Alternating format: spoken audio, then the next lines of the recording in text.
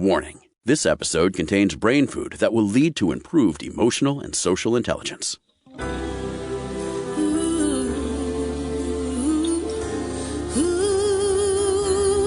Give us 1 hour and we'll help you change the way you think about happiness.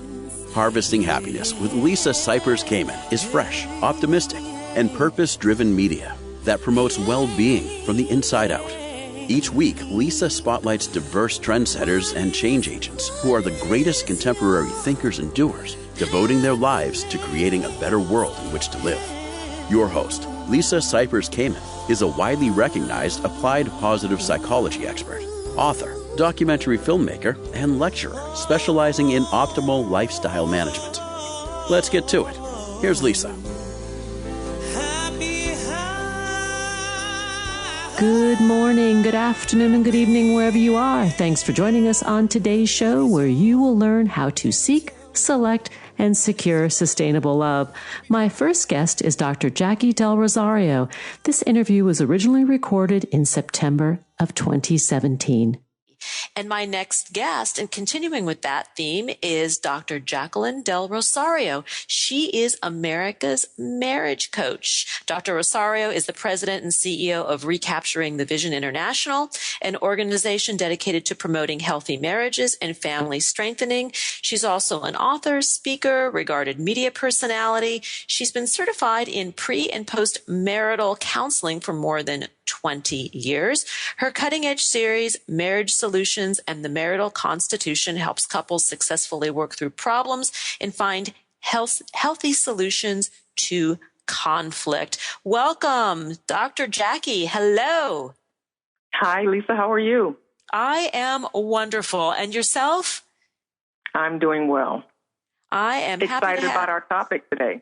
Oh, me too. It is the life force. So let's talk about from fizzle to sizzle, how to reignite your relationship when the pilot light might be on simmer. That's right. Because, there's a lot of things that create wear and tear on our relationship, and they kind of diminish that sizzle and cause us to fizzle a little bit. So we want to talk about how to get that sizzle back up, to turn the heat up again in our romance. How do we do it?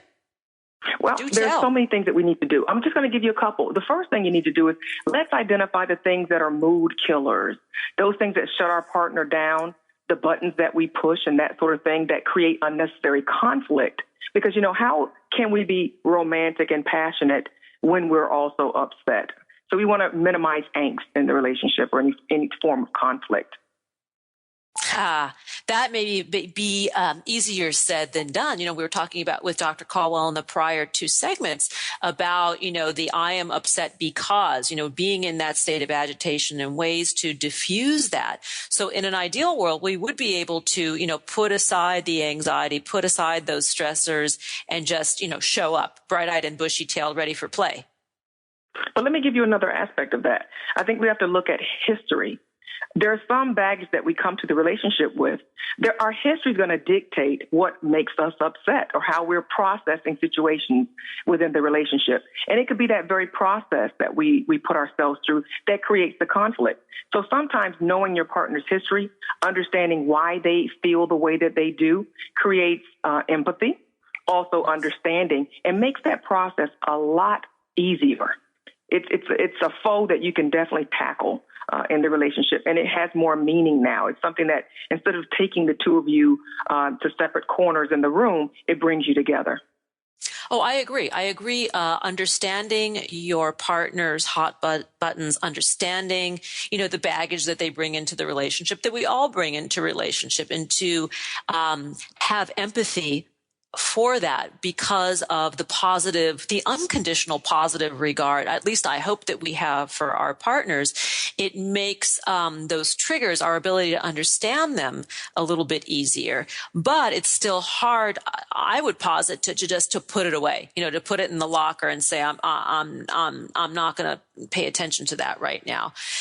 But yet, on the other hand, we must be willing to sort of put that stuff away in order to create presence, to create connection, to create flow with our partners and with ourselves. Absolutely. That's true. But then there's the other point. You got to remember that you're married to your spouse and not to your children. And though this sounds also easy, it's a common mistake. And it's also a common mistake of those of us that are the nurturers in the relationship. Why? Because we are so involved. We understand that the children are vulnerable, that they're innocent and naive. And so we tend to change the hierarchy in the relationship and begin to put children first instead of our mates first. Yes, and I do see this a lot. That typically it is the stay-at-home partner, most likely mom in many cases, that puts the children first. That feels as though those needs must be met above and beyond priority to the partner. And when those children go off to school, mom is often left having to really reinvent her life and herself. Right, because she has an empty nest now. What I say is disassemble the nest and let's continue to be engaged with our own reality and our own existence. I think that children are happier and healthier when they grow up to be self-reliant, and we need not encumber ourselves with the fact that they need so much help or that they're so innocent and defenseless. When we keep our hierarchy in order, that org chart for our relationship, everything flows the way that it's supposed to.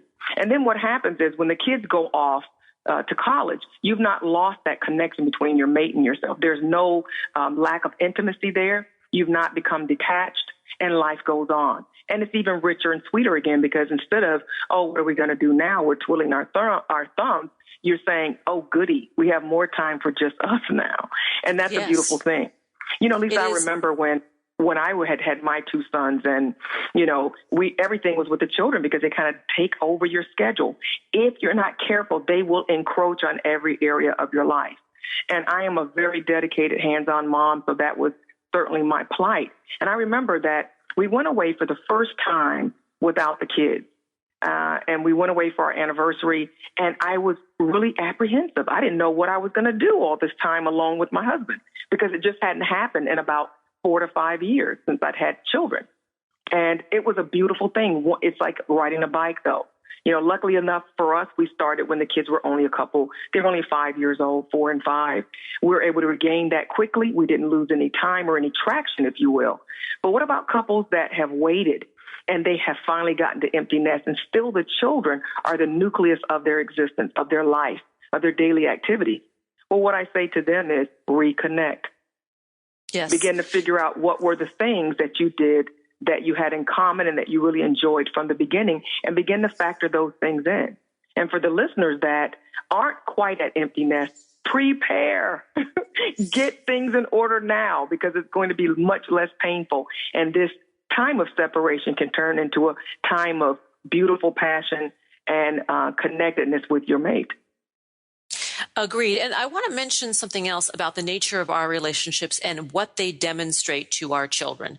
That if we are in a connected, loving, passionate, intimate relationship with our partners, with our spouse, and the children see that base is secure and kind and respectful and demonstrative of all the things that we attribute to being in good relationship, our children are more likely to go out and seek that for themselves.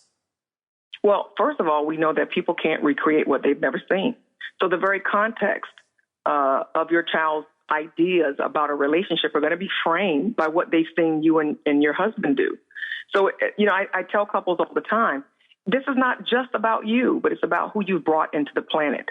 Those children that you've birthed into the planet, you're responsible for their purview, if you will, or their perspective of how they see the world on some parts, certainly what they see the world like inside of the family. And so holding the peace, keeping your tongue and that sort of thing is important, not just because it's good for the relationship, but also because it's good for your children. So I like what you just said. I think it's a powerful statement, and one that we need to rehearse over and over again, just to remind ourselves, of just how critical our roles are as parents and even as a married couple. Agreed. And also, I think we can talk about it in the context of uncoupling and divorce because it's so prevalent. It's a fact of life. The way we disengage from marriage, if that's what is present and going on within the family unit, is just as important. So that concept of choosing to be in a dignified place in your communication with your present partner or ex, if you have gone through a divorce, is equally as important in patterning relationship for the kids. It is absolutely. And, we want to avoid the common pitfalls, showing our angst against our mate to our children, introducing them into the conflict, and even souring their opinion of our mate in the divorce process, or even using them as pawns.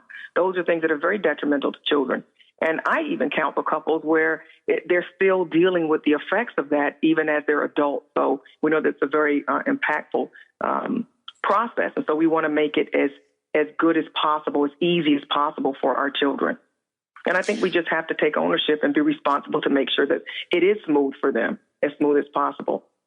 And take ownership for ourselves, like Dr. Caldwell and I were talking about, would you rather be right or be happy? And I think, because the topic of this show is cultivating greater happiness in our lives, I think that becomes the real talking point, in relationship. What is it that we're actually trying to achieve with our partner? Is it, having harmony, having a fun life and a good time and thriving, which I think we can hands down agree is the mutual goal that we say we want? Or is our positionality of being, of standing, hard and true with our hands on our hips, stamping our foot, this is the way I want it to happen, what keeps us from the place that we say we want to get to? Yeah, but I think that people don't know how to get there. See, of course people want to just be happy. But then there's so many things that create interference in that process. So we're talking about triggers and hot buttons and those things. Those are things that wire the way your brain functions. And those are things that play in the background. So we're not even always conscious of what we're doing. Some of those things are on autoplay. And so we have to recognize that in a relationship, even though we've had this conversation, even though listeners might have listened today and they might have employed some of the techniques or some of the tools, it is a progressive work. It's not done overnight. It didn't take the person to embed these ideals into their psyche in one day. And it's also going to take time for them to undo them and to rewire the brain. Let's remember now, our brain supports our current activities. In other words, that's how a habit is formed. If you're used to doing something over and over again, the brain wires to support that action. Now we're trying to break an action that the brain has been wired to do. That's why it plays in the background. You know how you drive your job and you get there and you weren't even thinking about where to turn because it's in the background. It's something that your brain is it's on autopilot. And so I want to encourage people that are out there listening today that are thinking about, I'm sick and tired of this or that, and I want these things to work. Hold on. They will work if you do the work and if you're patient and consistent throughout the time of doing the work. I think that a lot of people try hard, but they try hard with the wrong recipe or with a lack of understanding, or they have the wrong context. So the outcome is going to be wrong. So I just want to give that as a seed of encouragement that you can make change. But just know that in our society, we're used to everything being instantaneous, microwave generation. It can happen. It will happen if you do the work. And if you're patient, understand that it is a process. And we are going to go to a break with that. And I want to say that the only thing that we know for sure in life is that change is a coming. You're listening to Harvesting Happiness Talk Radio. My guest in this segment is Dr. Jacquie Del Rosario. To learn more, go to drjacquie.com, on Twitter at Ask Dr. Jacquie, and on Facebook, Dr. Jacquie. Those tunes are coming, and we know that that's change. And when we come back, we're going to talk about communication styles and making passionate moments a priority. You're listening to Harvesting Happiness Talk Radio. My guest today, Dr. Jacquie Del Rosario. Before we take a little pause, I want to show some respect for the new normal and the extreme summer heat wave we're experiencing. And when the temperature surges, I grab a little refreshing indoor staycation with Best Fiends. Best Fiends is my favorite casual mobile puzzle game with more than 100 million downloads, and it's much more fun than any other ones out there. What I love most is that Best Fiends gives my brain a refreshing pause and challenges my mind in new ways to strategize and conquer new levels. This gives me a shot of adrenaline and makes me feel like an absolute winner. I'm working my way towards level 4,905 and counting. 30 minutes of play feels like 30 seconds. My, oh my, how time flies when you're having fun. Best Fiends is my go-to digital play pal, and I'm happily hooked. And if you're anything like me, you will be too. The fun never ends at Best Fiends because there are constant updates and always something new to explore. There's no game over. With thousands of puzzle levels, you'll never run out of goals to achieve. Don't blame me if you end up kind of obsessed and find yourself playing in strange places. So go ahead and play more. Come join me for a squeaky, clean, good time. Download the 5-star rated puzzle game Best Fiends free today on the App Store or Google Play. That's friends without the R, Best Fiends. Now let's take that quick break. We'll be right back, and that is a promise. To learn more about cultivating sustainable well-being at home and the office, visit harvestinghappiness.com and explore Lisa's experiential on-site brain fitness workshops, corporate programming, and speaking engagement services.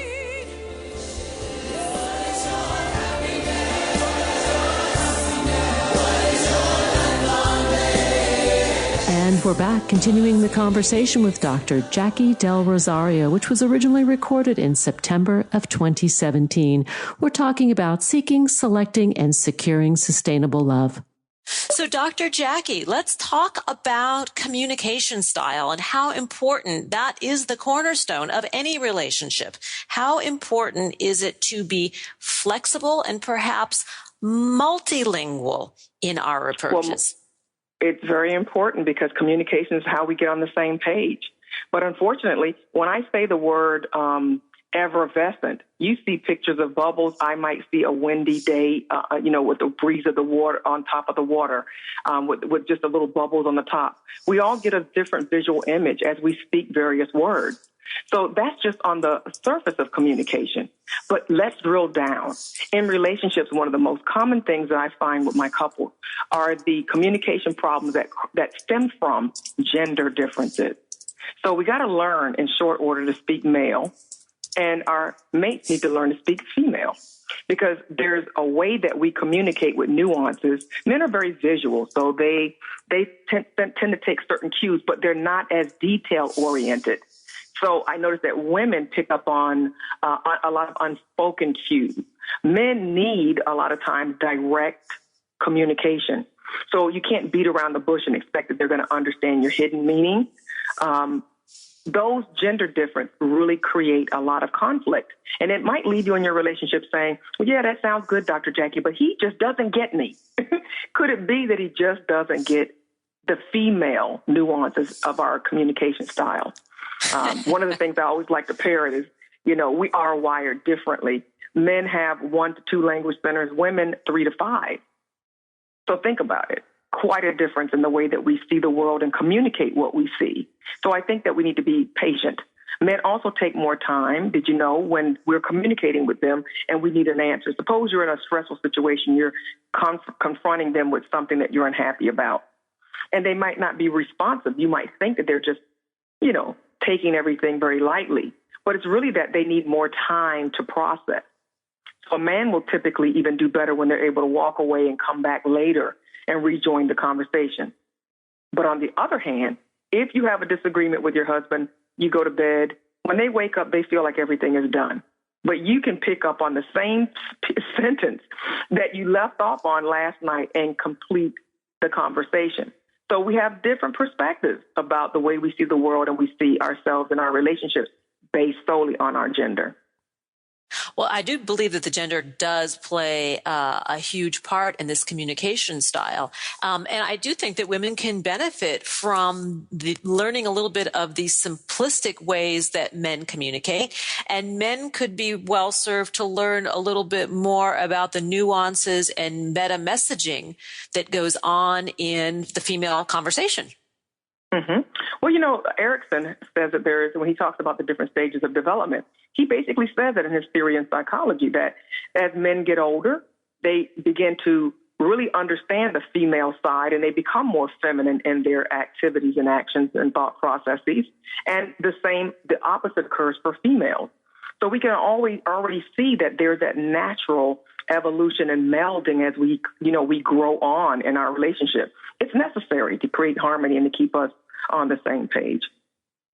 And, I think it's probably important to mention that the skills that we're talking about on the show and within these two segments that we're on together for is applicable to any kind of relationship. Of course, where there are children involved, there's a little bit of a caveat in, where the focus lies. But this concept of, learning to communicate well, taking ownership for the baggage we arrive at the door with, understanding that we need patience, we need kindness towards ourselves and empathy towards our partners as well as ourselves. These are universal skills that apply to any relationship. And the more practice we get at it, the more proficient we become. And that's where the change begins to occur.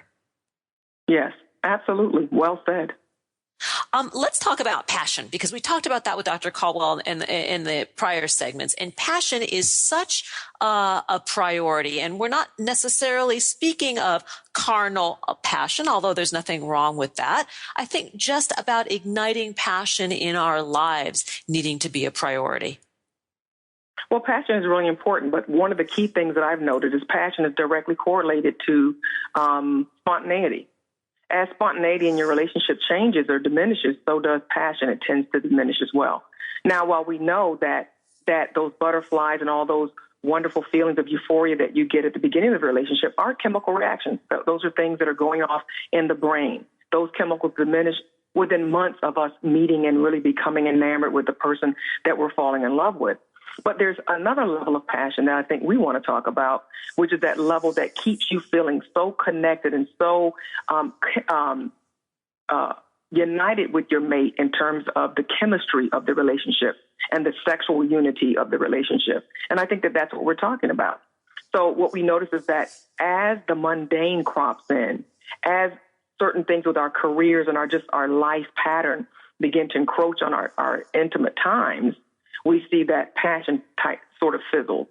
And so to me, one of the direct correlations is certainly reintroducing this whole idea of spontaneity. And I believe you can have spontaneity still on a calendar to some measure so that it's practical and applicable to people today. I agree. That you make it relevant and you plan for the space for it to occur. That's right. That's what I mean. Exactly. You plan for the space. And that takes a dedication because you really have to put that first. And there's so many things that we know that we ought to do, but we don't always do because there's always a reason why not. But this is something that is a pure investment in your future happiness. And, when I look at people that have gotten caught up in infidelity, sure, there's a multiplicity of reasons why we do. But one of the things that I've noticed, one of the reasons is because men really lack a lot of refusal skills. Women are taught to say no from the time we're very young. You want to go to a dance? No. You want to kiss? No. Will you marry me? No. Men, who asks them anything like in that sort of a manner, in an interpersonal way that they have to say no relationally? And so I think that, and because men also don't recognize these subtle nuances, half the time they don't even know a woman's after them until it's too late. She's already come in for the kill, Yeah, but yeah. I think that there's this issue though of that feeling, that rush that they get from that excitement, that sheer excitement of this new person. There's a proverb, stolen water is sweet. And I think that there's that excitement because there's something hidden, but I also think that there's that excitement that is roused because it's something that's just off script. And so we got to make sure that we have off script experiences integrated throughout our relationship and that everything is not, okay, now I do this and then we're going to do that. And it's not just by the book every time. And so that you keep that passion in your own relationship. And I think that it will more readily retard any sort of encroachment from any other angle.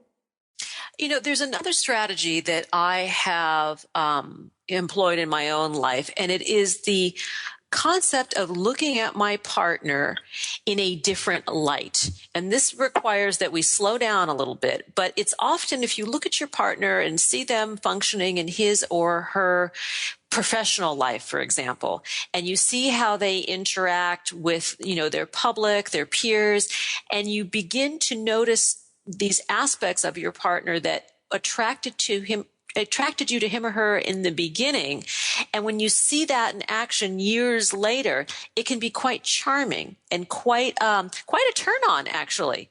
So it's, slowing down to find that little flame of passion for what you fell in love with to begin with.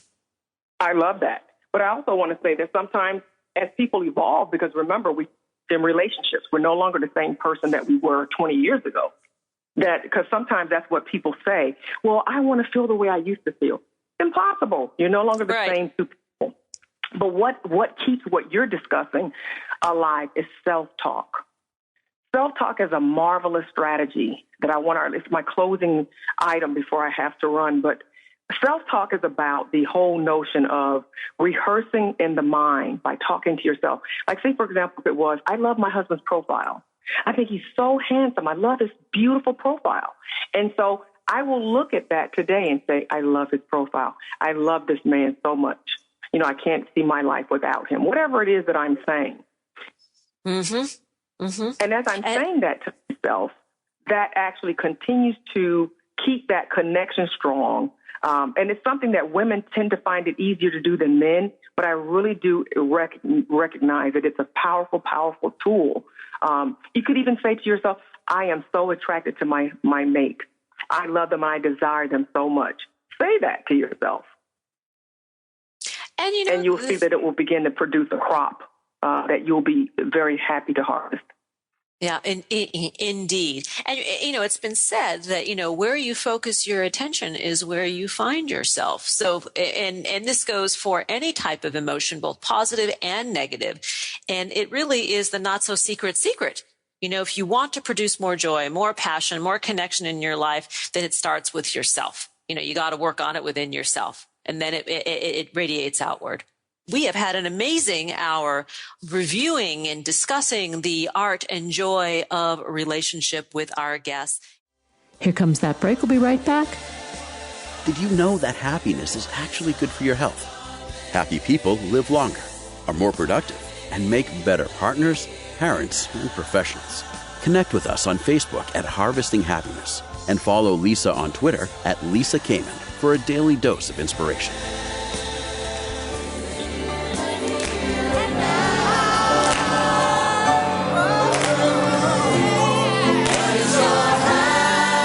And we're back, continuing the conversation about seeking, selecting, and securing sustainable love. My next guest is Cristina Pineda, and this interview was originally recorded in May of 2018.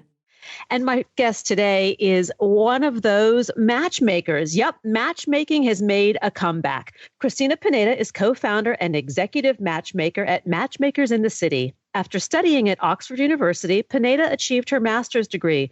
With her years of professional matchmaking experience, Cristina utilizes strategy and critical eye while working with her clients. A Matchmaking Institute certified matchmaker and member of the board of advisors for the Dating Experts Bureau, Cristina has worked with thousands of clients in Los Angeles, New York, San Francisco, and the UK. Cristina was introduced to her own husband by her sister and co-founder, Alessandra. She got married in April of 2017, so she's just celebrated a year's anniversary and is enjoying her life as a newlywed. Welcome. Thank you so much, Lisa. It's so great to speak with you. Well, I can't wait to get into this conversation because back in the day, and we're talking practically like another century or literally another century, matchmaking was the methodology by which many people made their love connection. Yes, you're right. Talk a little bit about the process, the history of matchmaking, and then how it contrasts with dating and hooking up in a digital age. Sure. Well, in previous times, I guess there were more boundaries to meet people. And families were, closer with each other. You wanted to introduce your daughter or son to someone who you already knew, and just there's this whole filtering process that would go on. And yes, there were matchmakers, and as you can think of, everyone when they meet me sings the matchmaker, make me a match from Fiddler on the Roof, which is great. So there were matchmakers, especially in different communities like Jewish communities and Indian communities. It's very much a part of those cultures. But really, the matchmaking would also happen within families, and moms and dads would do it. And as I mentioned, there was a lot of filtering of potential suitors, whereas nowadays there's a shift because a lot of times people are living in cities by themselves. The daughters and sons are living in cities by themselves in their own apartments or with a roommate, whatever it is. But there isn't daddy at the door preventing bad boys from coming in. So that is actually an issue nowadays. And there's so many ways of connecting and meeting people, which is great, but there's very little filtering that goes on in those methods. And that's why people come to matchmakers in the city, because they want that, just the curated match. They want the person, the man or woman for them who is someone who is background checked, who has a clean record, who's actually genuinely looking for love, not just to hook up. You really don't know if you're just meeting online or meeting on an app. However, there are success stories. I don't mean to say it doesn't work for some people, but people really have turned to us because they want some of that old school charm and just that in-person connection that is lost nowadays. So it's bringing back the art of live connection and relationship between the matchmaker and the parties who are looking for that special mate. And I love what you said about it being a curated experience. So, for example, somebody would come to you who perhaps they've been married before, perhaps they have a family, their children are on their way, and they're looking for love again. What would the experience be like to come and see you? Yes, well, that happens quite frequently. And we work with just about every single age, from being 21 to 70s and even early 80s sometimes, depending on the person. But generally, it's more people who have recently been divorced or are in there. So I would say the most common ages that we work with are 20s, 30s, 40s, 50s, and early 60s. That's, I guess, the general age bracket that we work within. But it is difficult for people who are emerging into the dating market, into this culture that I just explained, from having the experience that I mentioned before of meeting people through introductions of family members or matchmakers and emerging into a place where there are no boundaries. So it is kind of like a relearning for people who have been divorced or widowed, that they come to us. That's the date coaching element is huge in what we do to help them to navigate the tricky dating waters. Well, I think you make a really good point that part of the role of a modern matchmaker is this coaching aspect of teaching people who have been out of the marketplace, somebody who's older and perhaps has gone through a divorce or who has lost a spouse to death, to learn that protocol all over again, where you're used to being in that relationship that was kind of like the comfortable tennis shoe. Yes, that is so true. And I think something that is also important, it's even if someone is in a relationship, and we were chatting about this a little bit before, but even if someone's still in a relationship, they might come to us for relationship coaching, because a lot of the same elements in dating apply to keeping your relationship alive and fresh in a marriage or in just any phase of a relationship, really, because when it becomes too comfortable, then people start to lose that just the love feeling that they've had before. And love ebbs and flows. It's not something that's the same all the time. But there's definitely things that we date coach people that are tools that I always say this. These are tools that you're not only going to need for dating, you're going to use these in your boyfriend-girlfriend relationship. You'll use it in engagement and then also in marriage. These are things that you'll have forever. That's why this isn't just to get it. When you come to Matchmakers in the City, it's not just about, okay, we're going to give you a great guy and then that's it. No, this is sustainable growth and sustainable change.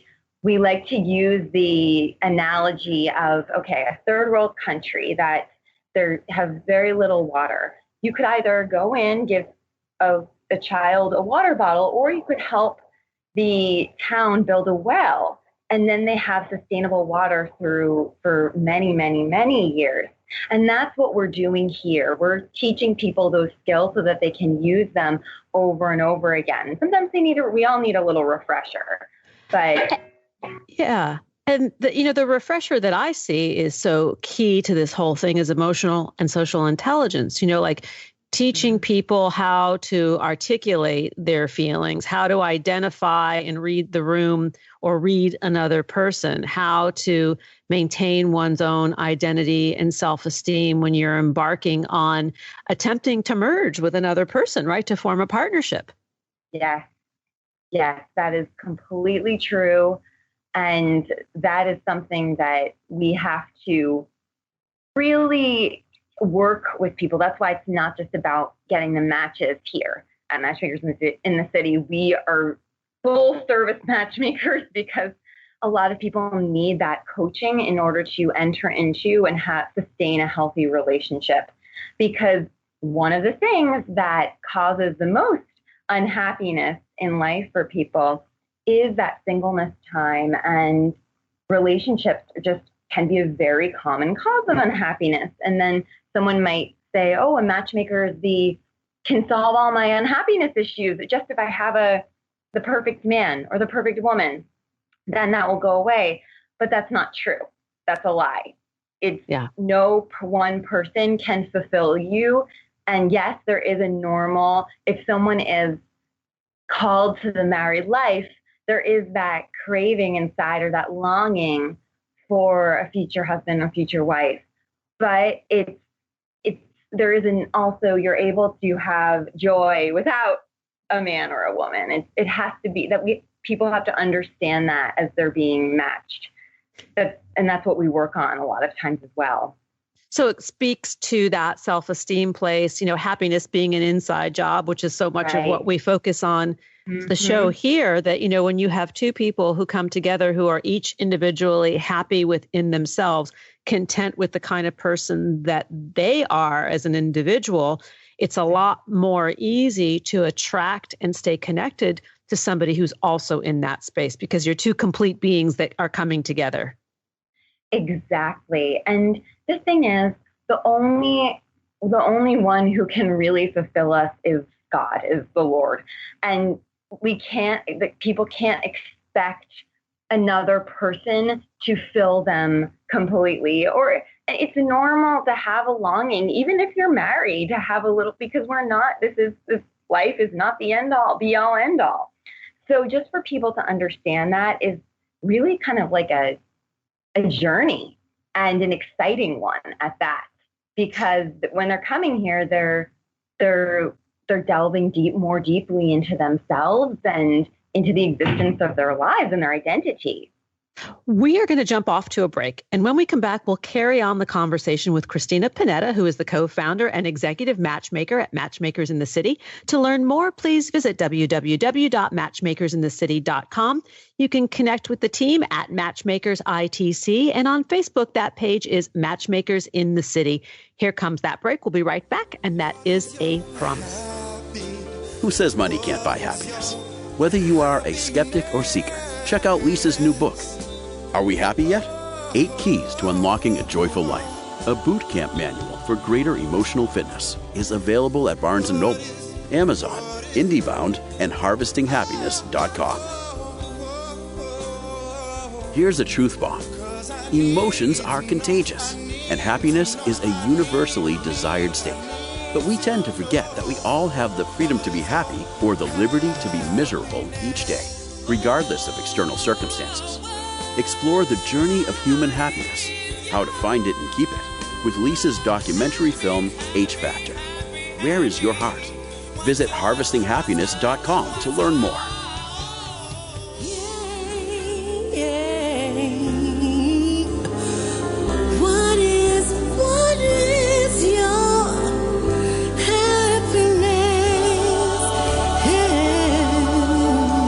And we're back, continuing the conversation with Cristina Pineda, which was originally recorded in May of 2018. We're talking about seeking, selecting, and securing sustainable love.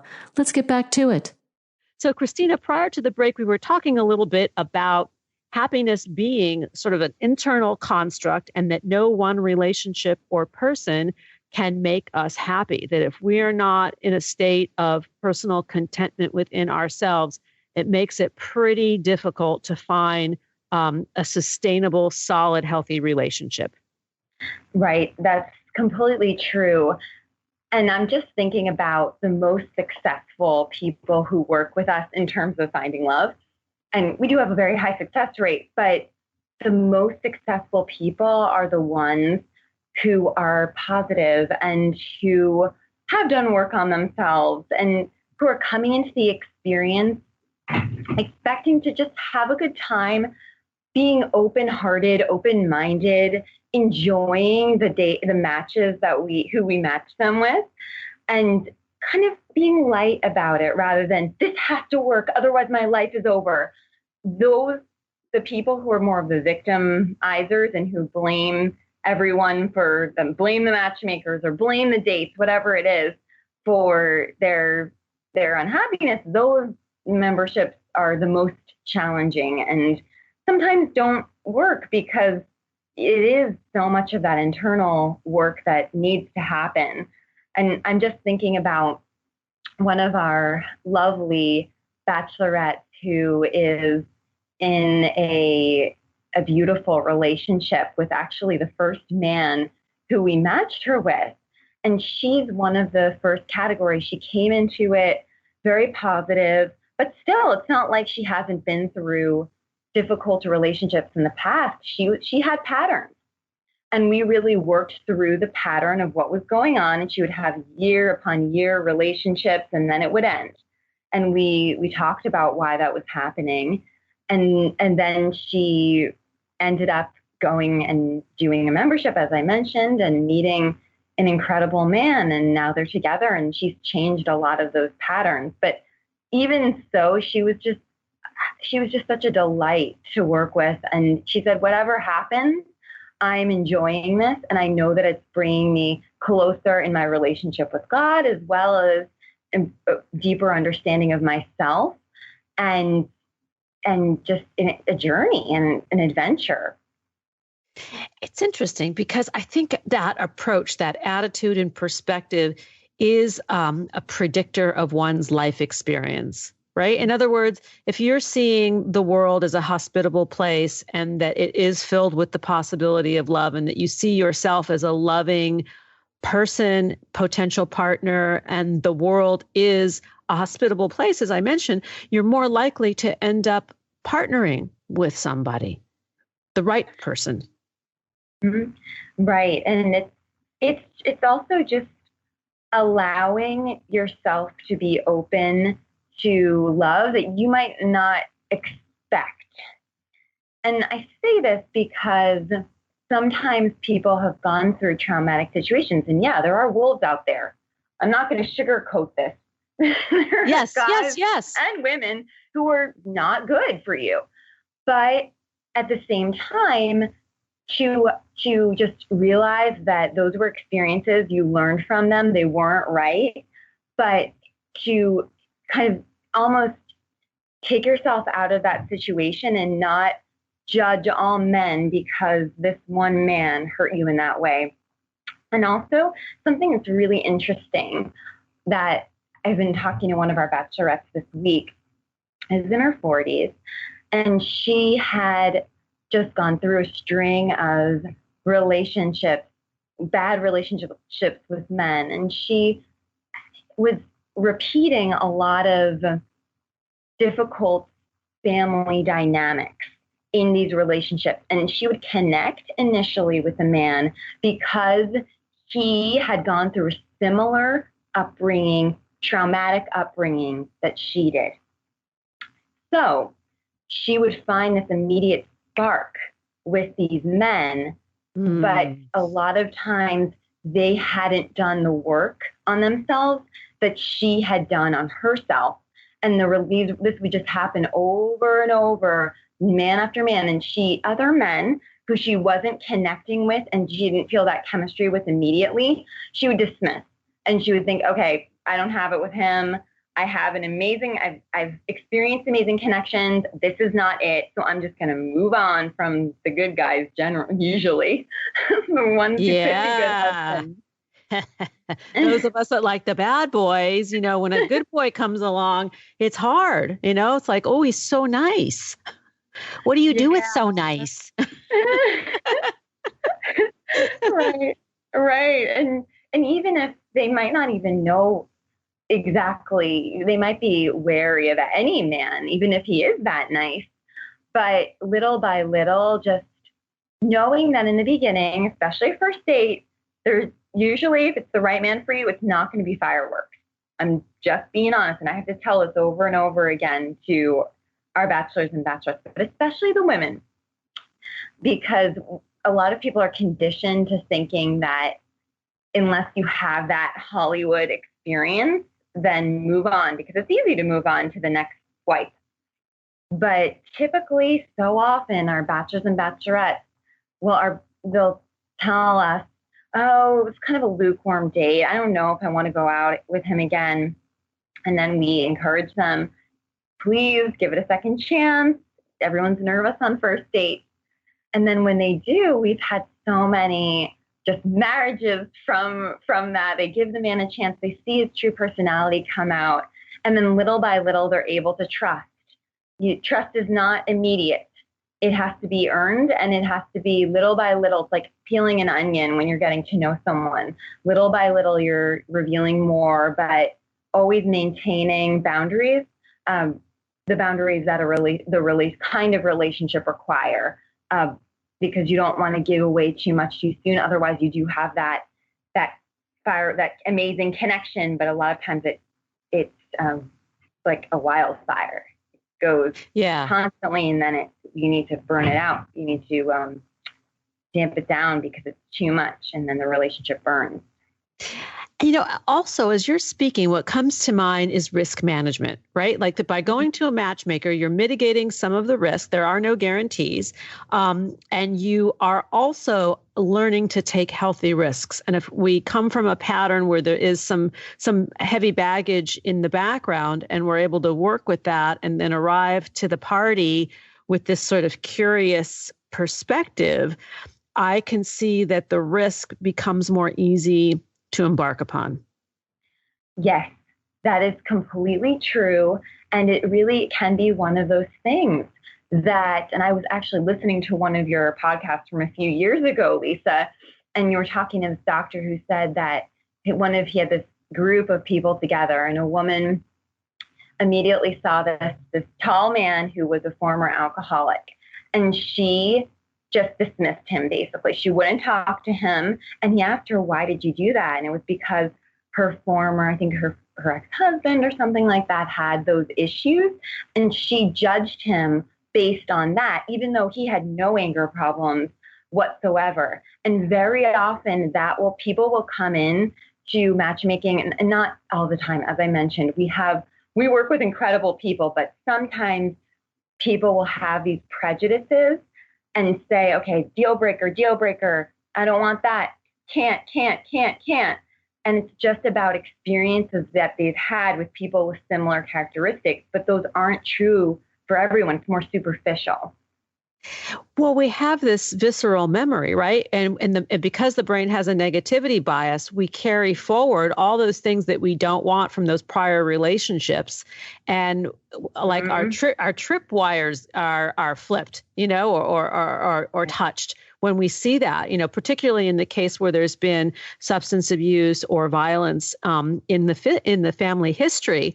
I think that becomes at the forefront of the checking off what we don't want. Right. And of course, there are certain things that you want as deal breakers, and it's good to have certain deal breakers, but we always encourage our clients to do a list of 5 internal qualities that they're looking for in their future wife or their future husband, and to really let those be their backbone throughout the journey, and that other things can be a little more flexible. And I'm laughing because as you're talking, I didn't mean to interrupt you, but I have a girlfriend. Oh, sure. Her name is Sherry. I'm just going to call her Sherry for this conversation. Sherry's in her early 60s. She goes, my only requirement is that they have hair. I'm like, you're an easy mark, girl. I love it. She says, really, if they don't have hair, I can't do it. I can't do it. I can't do it. But, I mean, she's being, facetious and shallow, but, it's funny. Nonetheless. No, it is. It is. And it's different for men and for women. Men are very just visual creatures. And it's important that they're very attracted. And women have to be attracted as well. But there are other things that are extremely attractive for women that don't always include the physical appearance. Yes. Like humor. Mm-hmm. Humor, always at the top on the list. Yeah. A lot of times. And stable career is also really important for most women. Hit the top criteria. We don't have that much time left, but I would love for you to share like sort of the top 5 things that men look for in women and women look for in men. Great. Okay, I'm going to start with men because we just talk about this every single day because women don't know this. I want them to. So men, just simple. When they come in, this is just so prevalent. They want a woman who is passionate about something else in her life other than him. And a lot of women have that already, which is great. But they don't want a woman who's dropping everything for him, even though women might think, oh, I have to be accommodating for him. No, obviously to have a relationship, you have to make time for the person, but he wants a woman who has her own life. So that's number 1. Number 2, they love femininity. This is huge, especially because there are so many amazing girl bosses out there who are rocking at their careers and doing amazing things. But it is that little relearning that femininity that they have inside. But during the day, we're power women. We have to get things done. So that femininity is huge. We're going to take a break. And before we do, I want to give contact information for my guest today, Cristina Pineda. To learn more about her work, please visit www.matchmakersinthecity.com, on Twitter at matchmakersitc, and on Facebook, Matchmakers in the City. Here comes the break. Thanks for joining us on Harvesting Happiness today. This is Lisa Cypers Kamen and my guests, Dr. Jacquie Del Rosario and Cristina Pineda, wishing you kind thoughts, kinder words, and the kindest of actions. Until next time, remember, happiness is an inside job. Happiness is your inside job. Please go out and rock your day and remember to be kind to each other. Keep harvesting your own happiness anytime and anywhere, from the comfort of wherever you are. Subscribe, listen, and share hundreds of downloadable episodes via our free app or from our libraries at toginet.com, iTunes, Google Play, and other fine podcast platforms. To learn more about Lisa's global consulting services, please visit harvestinghappiness.com. Spread more joy by liking us on Facebook at Harvesting Happiness and following Lisa on Twitter at Lisa Kamen. Harvesting Happiness is produced in collaboration with TogiNet Radio, KBUU Radio Malibu.net, and is available on PRX, the Public Radio Exchange.